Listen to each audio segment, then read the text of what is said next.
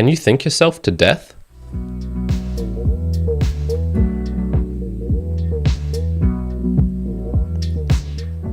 Welcome everyone to the Mere Mortals Book Reviews podcast. I am your host Kyron, also a host of the Mere Mortals and Value for Value shows, just putting it out there if you wanted to check out those. And as you might surmise, this is the podcast where I talk about my sexual frustrations as a teenager. No wait, this is not what this is about, but that's what this book is about. We have Yukio Mishima's Confessions of a Mask for you here today. So this book was published in 1949. About 170 pages in length. I'd say it took me 4 hours of reading to get through.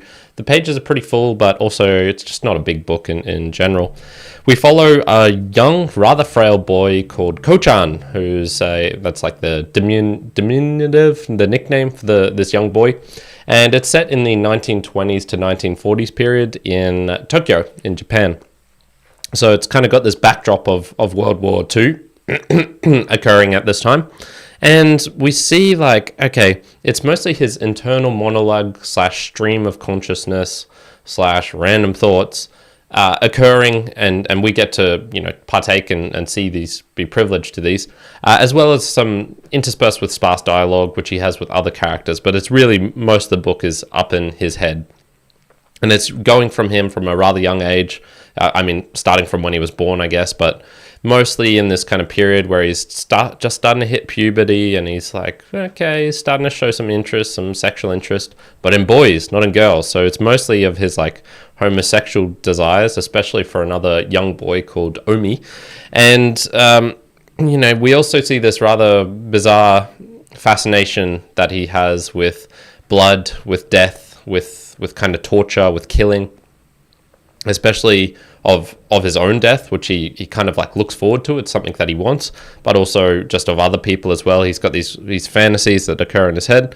He kind of tries to force himself to fall in love with a young girl called Sonoko, and he does have some brief imagery, I suppose not sexual desires, but maybe some aesthetic pleasure derived from her and how she looks and how she acts.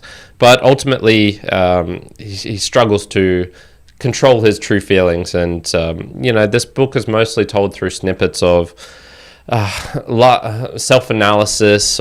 It's very, very much in his own head. We're really just seeing into this boy's mind, and I really would call him a boy for most of this book. He never does seem to become a man, even when he is in the early 20s or maybe even mid 20s period of his life. So let's just jump straight into the themes. This is typical Mishima. If you've read any of Mishima before, the main stuff is here. Lots of things going on, and it's usually related to love, death, passion, eroticism,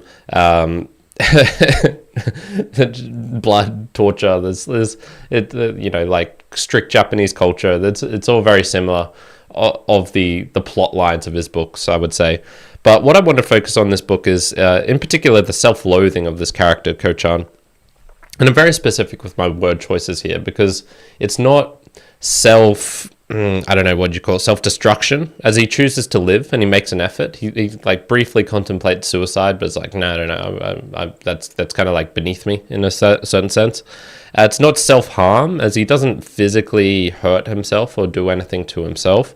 It's not even self-hatred, because he kind of lacks this ill will or malice, even in his fantasies, which he's thinks about having sex with young boys or with young men, sailors and the like, and he kind of imagines torturing them as well, or putting them on a platter with chefs and eating part of their bodies and things like this. But it's never has this feeling of power games of him trying to get back at the world or anything like that. No, it's more them trying to understand that how he feels. That's kind of I think what's going on in his head. So we very much have this self-loathing, which is he's not happy with who he is, and he's not happy with how the world around him, I guess, kind of views and treats him. And this is where it's, he spends all his time feeling inadequate, depressed, and he's got this rather bipolar nature where he'll find this ecstasy in something and, be ecstatic over something very briefly, over Omi, and then he'll find a reason, 5 paragraphs later, to be disgusted at this very same eroticism or passion, and then write it off completely and think of how worthless he is. It's so much of this is just me, and he's got a lot of reasons for not liking himself. One of them is, I mentioned, he's a rather frail boy, so he's always getting sick, he's always getting pneumonia, he's always just got something that's happening to him, but he just can't get out of his own head. And the self-analysis would be great if he could add in some extra, practicality to it, for example, because when he's doing the self-analysis, a lot of it is correct. It's like, yeah, you are crappier than you could be. Yeah, you do have struggles talking to young boys, especially. Funnily enough, he actually is comfortable around women, but he then gets in his own head thinking that he's uncomfortable and causing a lot of his own problems. And he never does practical implementations. He kind of like identifies the problem, but then doesn't identify how to solve this problem. And so it's basically just a whole book about him moaning and loathing himself. And he'll have brief passages where he's quoting the Marquis de Sade and the Colosseum, and he's got this photo that he's always fantasizing about of the death of Saint Sebastian. It's on your screen as we speak, and he has the pain, understands, recognizes it, but just doesn't realize where to put this blame and solve the problem. And his overthinking drawing him closer to his own death is kind of interesting, because that's kind of what happens. He gets so miserable that he's like, I want to die somehow. And so he kind of puts himself in situations where he makes an attempt to be like, oh, I'm going to join the army. But when he does join there, he purposefully pretends to be sicker than he is so that they'll let him off and things like this. So he's just a character to be pitied, but also you get kind of tired of it as well. It's just like, dude, you gotta do something about this, because this is what a way to live. Like, this is terrible, it's awful, it's horrible. But he just can't seem to click himself out of this. And it was actually rather useful to read this book right after reading the other one from last week, which I still have here, Room with a View by E.M. Forster. And just for the comparison of conformity, because you might expect from the title of this book, Confessions of a Mask, that it's all about how he's having to hide himself from society, especially with regards to homosexuality or these fantasies, these desires that he has. What we end up seeing is, I don't think there's actually that much to it, because what we see in A Room with a View is Lucy. She has all these external expectations of her. Her family is telling her what to do. Her friends are telling her what to do. She has to behave like this. This a lady behaves like this. Etiquette is like this. Edwardian, principles and all these sorts of things. It's very explicit, and we see it. We see it right in her face. What's interesting in this book is, even though he kind of bemoans that they're doing this to him, I actually don't see it. His mum, when he tells to her that he was having like a kind of relationship with Sonoko, they kissed, but they never, had sex or anything. And her mum's like, well, there's no obligations. You just do what you feels right. If you're not actually that in love with her, don't marry her.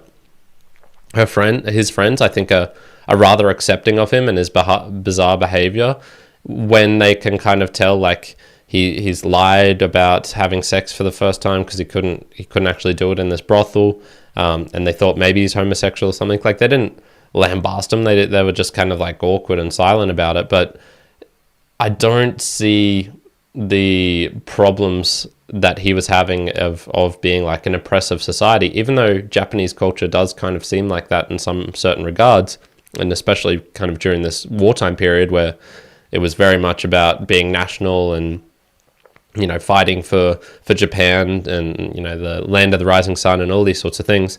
And I just didn't see it. Especially compared to this other book. So if anything, I thought, I don't know, the title may be accurate in the sense that he thinks that he has to hide this mask and cover himself and not truly show people who he actually is. But I think it was a mask of his own choosing, and it wasn't necessary for others. He was just too afraid to confront what he actually is, which is, I guess, like on the whole of it, he's a piece of shit. Like, he's a pretty bad character. Thankfully he doesn't harm people. He doesn't hurt others. His fantasies and all these things stay inside of his head. But he doesn't make much of his life. He doesn't go after his passions and his dreams and what would be fulfill him and give him joy. No, maybe it is this kind of like not self-immolation, because immolation is regards to fire, but the self-destructive. Maybe there are twinges of this in there, because he could take steps, but he doesn't. He just chooses to wallow in his own pity. So he's a weird character, man. He's a weird character to highlight and to look at. Let's jump on to the author himself, Yukio Mishima, some extra details. This is Yukio's second book, so this is right at the start of his kind of career as a writer, and perhaps reveals insights into how he used to be. He certainly does seem to be much like the character in this book. He was definitely weird. He was definitely a weird guy, and it perhaps is maybe rather more indicative of how he used to be as a child rather than what he became. Because if you'd told me, this was from an unknown, if this book was from the right-wing extremist bodybuilder, playwright, actor, famous Yukio Mishima, I just would have been like, I don't think so, man. I don't think this is what his childhood was like. But it could have been. It could have been. So I think it's actually probably better to examine this book as if it was written from an unknown author, rather than coming in with any preconceptions about Yukio Mishima and like adding them onto this or trying to predict, or because Mishima is just such a weird guy. All of his books throw something strange at you. Of the ones that I've read, they all actually are rather similar, to be honest. So they always involve a young boy character dealing with growing up in a weird situation and having to confront sexual feelings, passion, eroticism, and love, death. They're all very, very similar themes. So this book is not actually that too far out of his realm, but it's just far out of the realm of like normal type of writing. And his style is someone who kind of like shifts and transforms as a person, but his style as a writer, I think, is very, very similar, at least just from the 3 or 4 books that I've read of him so far. So in summary, I guess it's a book that straddles the stylistic boundary of almost going too far into self-expression. I've read a few of these before, particularly the Latin American boom period, Carlos Fuentes, Jorge Borges, people like that, where it's Julio Cortázar. They're very much overly expressive and trying to be too creative and things like this. This kind of straddles a boundary. The character, Kochan, the writing itself makes sense. At least it's in like a linear progression. It's just very mopey, very, very mopey. And, it shows an insight into how some people might live. And I do somewhat identify, I guess, with this character, because I like to overthink as well, but thankfully mine's not as bad as this. But there was a period in my life where I was a little bit depressed, and it wasn't related, well, it was related to sexual things, not homosexuality, but, connecting with the other sex and things like this. I do think this would speak to people, and if I'd read this perhaps in my, when 16 years old, perhaps this really would have resonated with me in some respect, and particularly if I had been gay, that probably would have been even more. But it's rather sad, because it doesn't have a happy ending. It doesn't have the guy learning how to overcome his fears of connecting with people, of being his true self, of being able to show people how he actually is.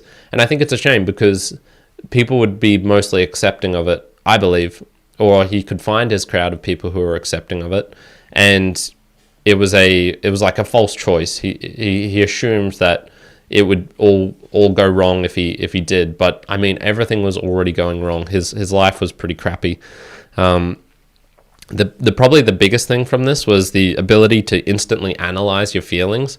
He would do something or say something, and in that very moment, he'd just come to this like grand revelation that I realized I was no longer in love with Omi-chan. I realized, this deep, profound insight, and it's like, how could you realize that in the moment? That doesn't make sense to me. I can kind of understand looking back at feelings and picking things out, but the character is just so weird. The interpretation is foreign to me. The being overly critical and lamenting is not. So I wouldn't say I love this book, but I could see it hitting to the core to some people, confused youths, for people in a society where they might think that's impressive or actually is oppressive. So overall, I don't know, I'll give it a 6 out of 10. Yukio Mishima's Confessions of a Mask. Go read any of his other works if you want similar books, because they're all pretty similar. The Sound of Waves. Probably the two that are more similar are the Temple of the Golden Pavilion and the Sailor Who Fell from Grace with the Sea, because they have very similar themes, very, very similar. So if you want that same type, if you enjoy this book, you'd probably enjoy those two as well. So what are we going to talk about now? The V for V section. This is just where I want to thank people who are helping to support the show and letting you know how you can support as well. So, I'd really just love if you could share this with someone who is a fellow book reader, a book lover. Unfortunately, this episode was not me at my best. Stuffy nose, coughing, wheezing, and it just wasn't like the best book. So honestly, I found it kind of hard to really get behind this and passionate about it.